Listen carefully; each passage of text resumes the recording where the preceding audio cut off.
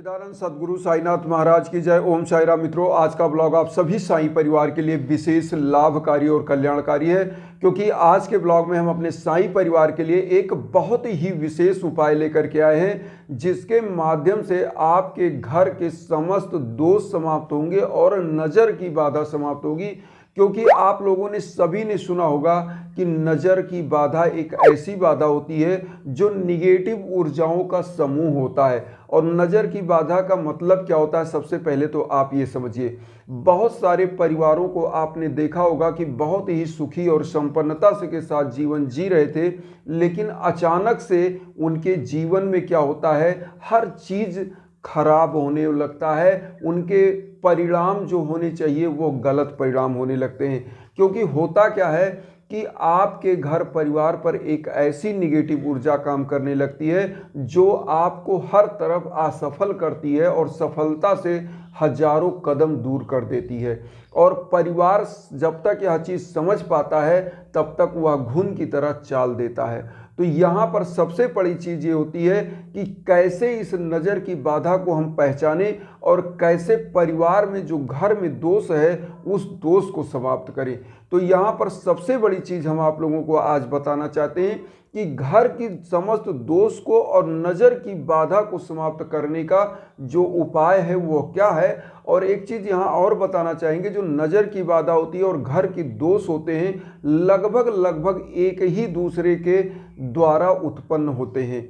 अब यहाँ पर मैं आप लोगों को सबसे पहले तो एक चीज़ उदाहरण देके बताना चाहूँगा कि जब आपके घर में, जैसे मान लीजिए आप उन्नति की तरफ चल रहे थे, हमेशा सफलता की तरफ बढ़ रहे थे, और अचानक से आपका व्यवसाय मंदा हो जाए, अचानक से घर परिवार में लड़ाई झगड़े का माहौल बनता जाए, अचानक से आपके घर में चिड़चिड़ापन लोगों के अंदर हावी हो जाए और परिवार एक दूसरे को देखना असंभव हो जाए, ऐसे समयों में आप जान लीजिए कि घर परिवार में कहीं ना कहीं निगेटिव ऊर्जा हावी हो रही है। और किए कराई की बाधाएं भी इसी प्रकार की होती है जो निगेटिव ऊर्जा होती है। तो ऐसे समयों में आपको पहचान करके कि अगर ये सिम्टम आपको दिखाई पड़ रहा है तो इस उपाय को जो आज हम लेकर के आए हैं बहुत ही ज़बरदस्त उपाय है। क्योंकि आदि अनादि काल से हमारी माताएं बहनें, घर के बड़े बुजुर्ग ये इस उपाय को करते आ रहे हैं। करना क्या है, सबसे पहले तो आपको लेना है 5 फूल लौंग और पीला सरसों लेना है। पीला सरसों ले लीजिए और साईं बाबा के सम्मुख कुछ फूल पत्ती ले लीजिए, अगरबत्ती और घी का एक दीप प्रज्वलित कर दें। अगर घी का दीप नहीं है तो तिल का तेल आता है, उसका जो है दीप प्रज्वलित करें। और प्रज्वलित करने के बाद इस दीप को वहाँ पर जला दें और एक मंत्र का जाप करना है। और जो पीला सरसों और उसके बाद लौंग लिया है, इसको आपको एक पात्र में रख लेना है। रखने के बाद 5 फूल लौंग और उसके बाद यह जो आपने पीला सरसों लिया, इस पात्र को आप हाथ में ले लीजिए, नहीं तो इसको पूरा थोड़ा सा जो सरसों लिया लौंग हाथ में ले लीजिए और हाथ जोड़ लीजिए। एक मंत्र का आपको जाप करना है, ओम अनंत कल्याण गुणाय नमः। ओम अनंत कल्याण गुणाय नमः, जो हम आपकी स्क्रीन पर दे रहे हैं, इस मंत्र का जाप करिएगा। और आप अपने घर के हर कोने में जो पीला सरसों है, लौंग है, ऐसे आप डाल दीजिए। जैसे 5 ही फूल लौंग है, लेकिन आप मान लीजिए जहाँ भी जितना लौंग चला जाए कोई दिक्कत नहीं कि गिन के फेंकिए, जिस कमरे में जिस जगह पे जो भी लौंग चला जाए। और एक चीज़ आप ध्यान रखिएगा, इस अगले दिन जो झाड़ू लगेगा और ये निकल जाएगा तो इसकी टेंशन मत लीजिए कि ये कल तो झाड़ू लगेगा और यह चीज़ गायब हो जाएगा, कोई दिक्कत नहीं है।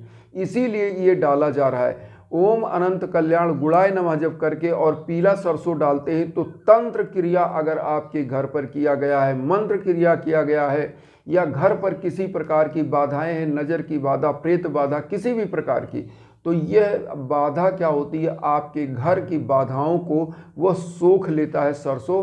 और पीला सरसों है, पीला सरसों मतलब गुरु का प्रतीक है, और गुरु क्या करता है, ऐसी निगेटिव ऊर्जा को समाप्त करके, अंधकार को समाप्त करके आपके घर में प्रकाश रूपी गुरु की ऊर्जा से संचारित कर देता है और आपके घर परिवार के हर काम बनने लगते हैं। अब यहाँ पर एक चीज़ और ध्यान से सुनिएगा, जिन बंधु बांधवों के घर में दाम्पत्य जीवन में कलह चल रहा है वो क्या करें, अपने कमरे में अवश्य हर कोने में एक एक फूल लौंग डाल दें और थोड़ा थोड़ा सरसों।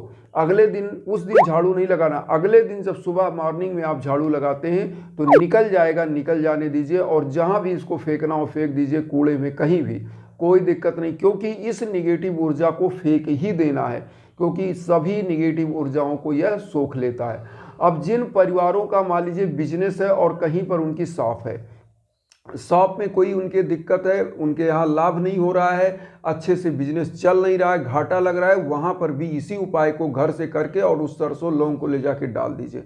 अगले दिन वहाँ पे झाड़ू मारिए और सब कुछ निकाल के फेंक दीजिए, इन सरसों और लौंग को, कोई दिक्कत नहीं, कहीं भी फेंक दीजिए। और फिर आप देखिएगा कि आपके घर से निगेटिविटी कैसे गायब हो जाती है। साईं बाबा की कृपा साक्षात बनती है और परिवार हमेशा उन्नति की तरफ बढ़ता है, दिन दूना रात चौगुना प्रगति के पथ पर चलता है। तो इस उपाय को जरूर करिए और फिर देखिएगा कि परिवार में एक एक सदस्य कैसे लाभान्वित होता है और कैसे जीवन सुगमता के साथ आगे बढ़ता है, क्योंकि यह उपाय एक नंबर का उपाय है। और इसी के साथ एक चीज़ और कहना चाहूँगा अपने हम साईं भक्तों से कि सबसे पहले जो अर्जियां हम लगाते हैं और हवन करते हैं, तो इस हवन और अर्जी से जो निगेटिव ऊर्जा हम आपकी समाप्त करते हैं वो क्या है। सबसे पहली चीज़ आप समझिए, हवन की जो ऊर्जा होती है वह अदृश्य ऊर्जा होती है। अग्नि क्या है, देवताओं और मनुष्यों के बीच का माध्यम है। तो अग्नि क्या करती है, अपनी ऊर्जा के माध्यम से उस निगेटिविटी को आपके यहाँ से खत्म करती है, क्योंकि अग्नि की ऊर्जा बहुत ही जबरदस्त होती है। इसीलिए अग्नि के लिए भी आप ऋग्वेद में जाएंगे तो 200 सूक्त वहाँ पर समर्पित किए गए अग्नि के नाम से। तो अग्नि क्या करती है, आपके समस्त घर की जो विषाक्त ज्वालाएं उनको जलाकर भस्म करती है और आपके घर में पवित्रता और श्रेष्ठता प्रदान करती है, दाम्पत्य जीवन के कलह को समाप्त करती है, घर परिवार उन्नति की तरफ बढ़ता है। क्योंकि हवन की ऊर्जा हमेशा, यजुर्वेद आपका जो ग्रंथ है वो यज्ञ के लिए ही समर्पित है। अगर आप पढ़ेंगे तो उसमें एक एक चीज़ का वर्णन किया गया है। आदि अनादि काल से हमारे यहाँ मंत्रों का जाप और उसका दशांश का हवन और पूरा हवन की विधि बताई गई है। 9 ग्रहों का महामृत्युंजय, संजीवनी महामृत्युंजय और भाग्य वृद्धि के लिए सौभाग्य वर्धन का उपाय, बहुत सारे ऐसे उपाय हैं जो आपको योग्य ब्राह्मणों से, योग पंडितों से कराना चाहिए और जिससे जीवन में हमेशा सफलता और सुगमता आपके जीवन को प्रदान हो। तो यहाँ पर जो चीज़ मैं बताता हूँ अपने सभी साईं भक्तों के लिए, और जो उपाय मैं करता हूँ हवन का, वह जड़ी बूटियों से मैं करता हूँ। मेरा कोई चार्ज नहीं है, क्योंकि बहुत सारे लोगों को हमने बताया कि बहुत सारे लोग ऐसा कर रहे हैं जो आकर कमेंट कर रहे हैं कि इन्हीं गुरुजों के वजह से मेरा ये कल्याण हुआ और ऐसे हो गया और नंबर ये है। तो मैं कोई नंबर नहीं देता, मैं आप लोगों को सभी को बता दूं, ये सब ऐसे जो भी नंबर कोई मेरे ब्लॉग पर अगर कमेंट किया है तो वो उसको गलत मानिए। और मैं किसी नंबर को नहीं, मैं केवल इंस्टाग्राम देता हूँ, इंस्टाग्राम के लिंक पर वहाँ बात करता हूँ, आप वहाँ आइए और उसके बाद जो भी हमारे लायक है हम आपकी सेवा में हाजिर हैं।